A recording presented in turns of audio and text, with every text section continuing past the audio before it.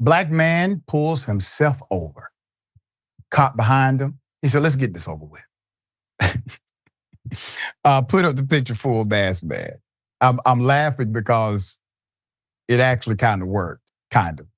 Okay, so a black driver decided to pull himself over before the cop pulled him over. And the cop detained the man anyway, even though he had nothing to detain him on. The black man was tired of constantly getting pulled over. So when he noticed a cop was tailing him, he just pulled over to save the trouble, save the gas money. Now, here's some of the interaction.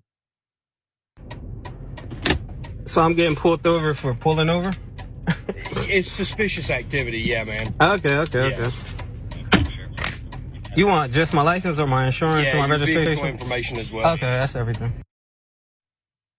Am I being pulled over for pulling over? Cop says, suspicious activity. No, that activity follows cause and effect. I mean, that makes sense. I understand what he's trying to do here. So we're going to put up the picture, man. We're going to show you more of that interaction, okay? But first, the man's response certainly resonated with black drivers, all right? Got pulled over because I pulled over. Now, here's the entire situation.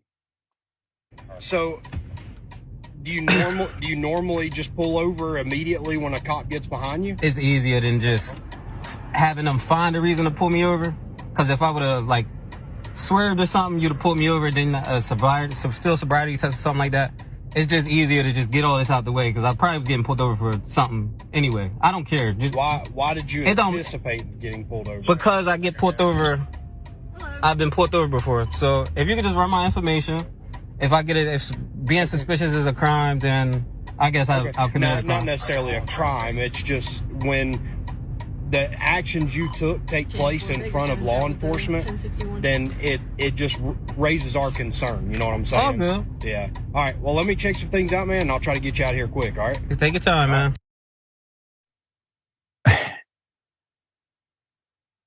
Put up the picture, full mass again. Brother, you a damn genius.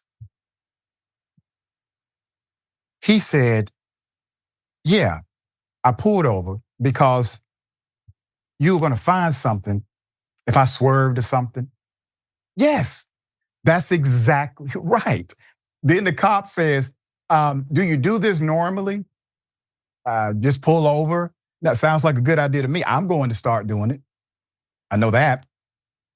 And then the cop says, well, when you do it in front of law enforcement, it's suspicious. Well, somebody needs to write a damn law that says that's illegal, because other than you being nosy as to why, he has committed no offense at all. Quote, it's easier than having them find a reason to pull me over, he said. Quote, it's easier to just get this out of the way because I'm probably being pulled over for something anyway. Later, he tells the cop, quote, if being suspicious is a crime, I guess I committed a crime. And it's not. Quote, when actions you took happen in front of law enforcement, it raises our concerns. Alert, a smart, out-of-the-box thinker who happens to be a black male. Now, a reminder, we did research, check the record. Suspicion is not a crime. And that's according to govfacts.org. If you want to go check it out, it's right there. The reasonable suspicion standard limits the police intrusion. Cops have to possess specific and articulable facts. Learn that in constitutional law, which combined with the rationale, inferences from those facts would reasonably suggest you are doing something criminal And that's it. Criminal activity. Why? Because they are crime fighters, right? So in the end, guess what? The driver was not ticketed. But this is a quote, it's not criminal, but it raises my suspicion enough that I can get out and investigate to ensure criminal activity is not taking place, the officer told the man. That is not how it works. That means that a cop can go anywhere and just say, I'm just here to make sure no crime is actually taking place. I have no evidence that one has or will. The cop told him he exhibited, quote, the behavior of people trying to separate themselves from law enforcement.